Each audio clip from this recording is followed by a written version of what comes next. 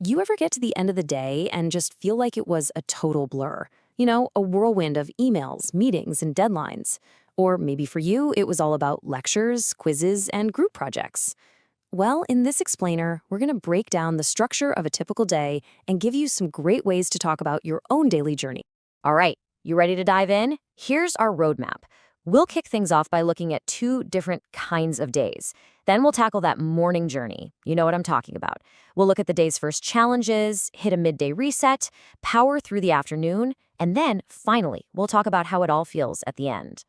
So, to make this all real, we're going to follow two people on their daily journeys, an office worker and a student. And you might be surprised by just how much they actually have in common. This slide just nails it, doesn't it?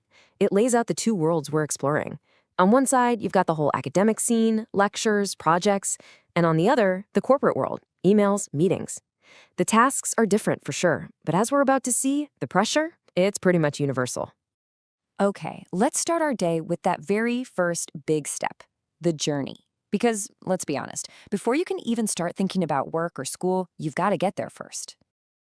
For most of us, the day doesn't really begin at our desk or in a classroom. Nope, it starts with that journey, that daily ritual that, well, millions of us share, whether we like it or not. This daily trek is so common that, of course, it has its own special name. Have you got any guesses what we call it? That's it. It's the commute. And it doesn't matter if it's a quick 5-minute walk or a 50-minute battle through traffic. That trip you make to and from your main destination for the day, well, that's your commute. And of course, that commute usually happens during the dreaded rush hour. Ah, yes, that magical time of day when it seems like everyone is on the move, turning what should be a simple trip into a real test of your patience. And as you can see here, it really doesn't matter who you are. A professional on a packed train or a student squished onto a bus. That feeling of being a sardine in a can is a struggle we all know. Okay, so you've made it. You survived the commute, you're at your desk, now the real fun begins. And by fun, I mean the first set of challenges for the day.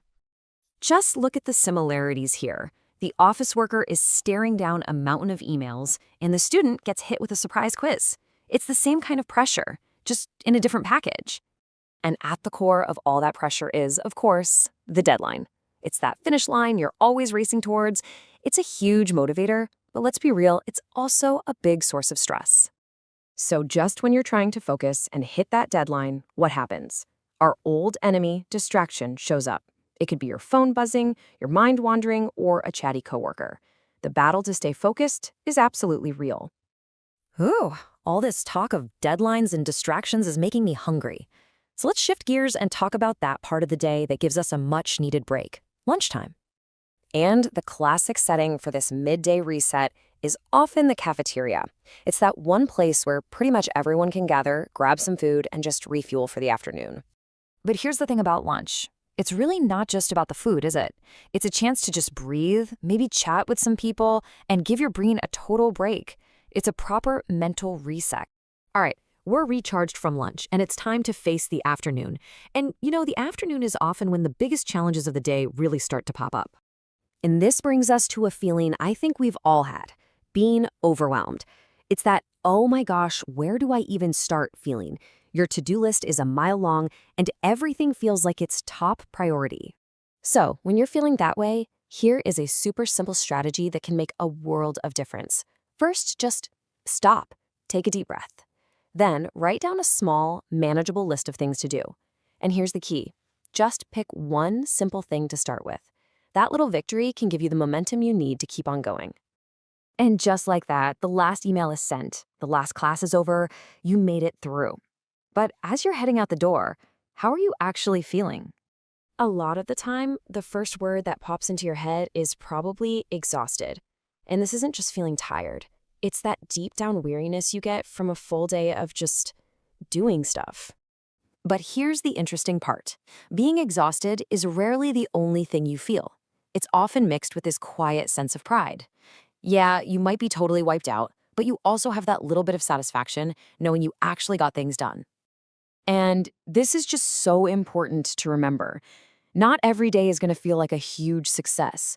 Some days you're on top of the world. Other days you feel like you're just barely keeping your head above water. And you know what? Both are completely normal. It's all part of it. So let's do a quick little recap of the key words we've talked about. From the morning commute and that rush hour chaos to deadlines, feeling overwhelmed, and finally just being exhausted, these are the words that can really help you talk about your own daily grind. And now, I want to leave you with one last question to think about. Considering your own day to day, with all its highs and lows, what one word best describes it? Give it a little thought. Thanks so much for joining me for this explainer.